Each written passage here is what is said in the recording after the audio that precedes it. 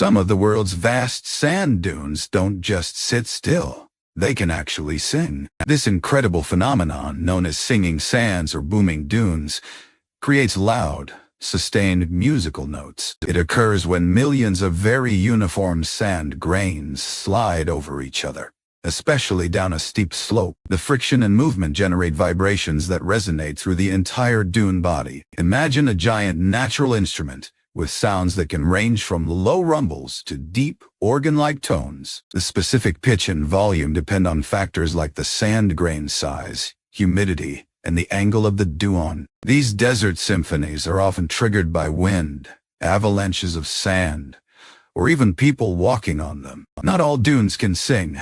Only certain types of dry, fine, and spherical sands produce this acoustic magic. Locations like the dunes of San Luis in Colorado or the dunes of Gordom in Oman are famous for their sounds. It's a truly rare and breathtaking example of nature's hidden wonders.